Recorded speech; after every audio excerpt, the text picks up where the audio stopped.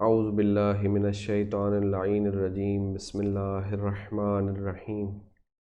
الحمد للہ رب العالمین الصلاة والسلام علی اشرف الانبیاء والمرسلین خاتم النبیین سیدنا مولانا ابی القاسم محمد اللہم صل علی محمد وآل محمد وعلى أهل بيته الطيبين الطاهرين المعصومين واللعنة الدائمة على أعدائهم أجمعين من الآن إلى قيام يوم الدين أما بعد فقد قال سبحانه وتعالى في قرآن المجيد وفرقان الحميد بسم الله الرحمن الرحيم والأرض بعد ذلك دحاها أخرج منها ماءها ومرعاها والجبال أرساها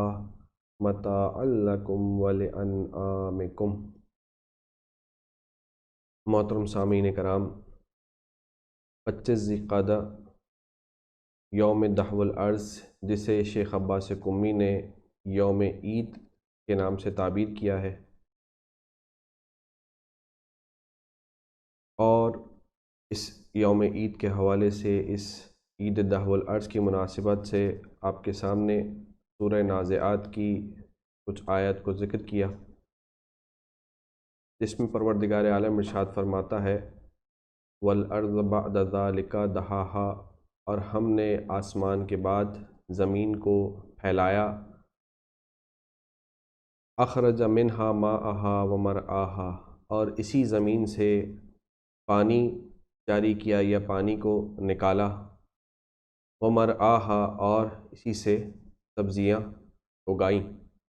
والجبال ارساہا، اور اس زمین پر پہاڑ بنائے، متاعا لکم ولانعامکم، یہ تمام کا تمام جو اس زمین پر بنایا ہے یا اگایا ہے وہ تم انسانوں کے لیے ہے اور تمہارے جانوروں کے لیے سرمایہ ہے۔ گویا کہ پروردگار عالم ان آیات کے ذریعے سے انسان کو یہ بتا رہا ہے کہ انسان کی خلقت سے پہلے اس کی ضروریات اس زمین پر موجود تھی، یعنی اس کے لیے زمین بنائی گئی تاکہ اس زمین پر وہ زندگی گزار سکے، اس زمین کے اوپر آسمان بنایا گیا تاکہ وہ اس کے اوپر سایہ کر سکے، اسی زمین پر پانی جاری کیا جس سے وہ اپنی پیاس بجھا سکے، اور اسی پانی سے زمین پر سبزیوں کو اگایا اور دوسری چیزوں کو اگایا تاکہ وہ اپنی بھوک اور اپنے چوپایوں یعنی اپنے جانوروں کی بھوک کو مٹا سکے، اور یہ تمام کا تمام اس انسان کے لیے اور اس کے چوپایوں کے لیے سرمایہ قرار دیا۔ یوم دحو الارض، دحو الارض میں لفظ دحو کا معنی پھیلانے یا بچھانے کے معنی میں آتا ہے، اور اگلا لفظ ہے الارض جس کا معنی زمین کے ہے۔ اب اگر اس مرکب لفظ کے معنی پہ ذرا غور کریں تو سمجھ میں آتا ہے کہ اس سے یہ معنی ظاہر ہوتا ہے کہ جس میں پروردگار عالم نے جسے قرآن میں بھی بیان کیا ہے والارض بعد ذلک دحاہا، یعنی آسمان کی خلقت کے بعد زمین کو بچھایا گیا، یعنی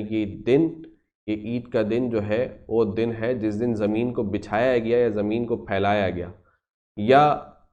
تاریخ کے مطابق جیسے تاریخ مکہ مکرمہ میں ملتا ہے کہ اس میں تاریخ دان اس طریقے سے لکھتے ہیں کہ یہ وہ دن ہے جس دن پروردگار عالم نے خانہ کعبہ کی نیچے کی زمین کو بچھانا شروع کیا، اور سب سے پہلی زمین کا جو حصہ بچھایا گیا یا جو پانی سے باہر آیا وہ خانہ کعبہ کی زمین ہے۔ اس آیت کے ضمن میں ایک نقطہ جو مفسرین کے درمیان اختلاف ہے، بعض مفسرین اس آیت کے ضمن میں جس آیت کو ہم نے ابتدا میں پیش کیا کہ جہاں پروردگار عالم ارشاد فرماتا ہے والارض بعد ذلک دحاہا، یعنی آسمان کی خلقت کے بعد زمین کو بچھایا گیا، یہاں مفسرین کا اختلاف ہے۔ بعض مفسرین اس بات کو کہتے ہیں کہ زمین کی خلقت پہلے ہوئی ہے اور پھر آسمان کی خلقت ہوئی، اور پھر آسمان کی خلقت کے بعد زمین کو بچھایا گیا یا زمین کو پھیلایا گیا، لیکن بعض مفسرین کہتے ہیں کہ نہیں، آسمان کی خلقت ہوئی، اس کے بعد جو زمین کو بچھانے کی بات ہے وہی زمین کی خلقت بھی ہے اور وہی زمین کے بچھانے کا دن بھی ہے۔ ابن عباس کا مشہور قول کہ جو روایت کے زمان میں نکل کرتے ہیں وہ یہ کہتے ہیں کہ زمین کی خلقت پہلے ہوئی ہے اور پھر اس کے بعد آسمان کی خلقت ہوئی، اور اس کے بعد جو 25 ذیقعد کا دن جسے ہم یوم عید دہو الارض کے نام سے یاد کرتے ہیں، وہ دن ہے جس دن زمین کو بچھایا گیا، یعنی زمین کی خلقت اور زمین کے بچھانے کا دن الگ الگ ہے۔ مختلف روایات کے مطابق اس دن کے خاص طور پہ اعمال ذکر ہوئے ہیں اور اس دن کو خاص فضیلت ہے، یعنی گویا کہ اس دن کو یا اس دن کی شب کو، یعنی اس عید کی شب کو انجام دینے والے اعمال کا اجر و ثواب بہت زیادہ ہے۔ ایک روایت کتاب ثواب الاعمال سے جس کے راوی حسن ابن علی الوشا ہے، راوی کہتے ہیں کہ میں اپنے بابا کے ساتھ 8ویں امام علی رضا علیہ السلام کی خدمت میں موجود تھا۔ شب 25 ذیقعدہ تھی، ہم نے امام کے دسترخوان پہ کھانا تناول کیا، اس کے بعد امام فرماتے ہیں فقال لیلۃ 25 من ذیقعدہ ولد فیہا ابراہیم علیہ السلام، آج کی رات 25 ذیقعدہ کی رات ہے اور اس رات میں جناب ابراہیم علیہ السلام کی ولادت ہوئی۔ وولد فیہا عیسیٰ ابن مریم علیہ السلام، اور اسی رات میں جناب عیسیٰ ابن مریم علیہ السلام کی بھی ولادت ہوئی۔ وفیہا دحیت الارض من تحت الکعبہ، اور اسی رات پروردگار عالم نے ایک خانہ کعبہ کی نیچے زمین کو بچھایا۔ فمن صام ذالک، پس امام فرماتے ہیں پس جو شخص اس دن یعنی اس 25 ذیقعدہ کے دن روزہ رکھے گا، کان کمن صام 60 شہرن، ایسا ہے کہ اس نے 60 مہینے روزے رکھے ہو۔ 60 مہینے کا مطلب یہ ہوتا ہے کہ کوئی تقریباً 5 سال، یعنی اس نے 5 سال روزے سے گزارے ہوں۔ اسی مقام پر مولا کائنات امیر المومنین علی بن ابی طالب علیہ السلام کی روایت جس میں مولا فرماتے ہیں اول رحمت نزلت من السماء الی الارض، سب سے پہلی رحمت جو آسمان سے زمین پر نازل ہوئی، فی 25 ذیقعدہ، جو 25 ذیقعدہ کے دن ہوئی۔ پھر مولا فرماتے ہیں من صام ذالک الیوم وقامت اللیلہ، جو شخص اس دن روزہ رکھے اور پوری رات یعنی مکمل اس شب میں عبادت میں گزارے، فلہ عبادت مئۃ سنۃ، بس وہ ایسا ہے کہ اس نے 100 سال عبادت میں گزارے ہوں، یعنی 100 سال اس نے عبادت کی ہو۔ اس 100 سال عبادت میں کی، اس کی صفت کیا ہے، کیسے 100 سال؟ مولا فرماتے ہیں صام نہارہا وقام لیلہا، وہ 100 سال ایسے ہوں گے کہ اس نے ہر دن روزہ رکھا ہوگا اور ہر رات عبادت خداوندی میں گزاری ہوگی۔ اس کے بعد پھر آگے فرماتے ہیں اور کوئی بھی جماعت اس 25 ذیقعدہ کے دن یعنی اس عید کے دن ایک جگہ پر جمع ہو جائے اور عبادت خداوندی میں گزارے، ذکر الہی میں اپنا وقت صرف کرے،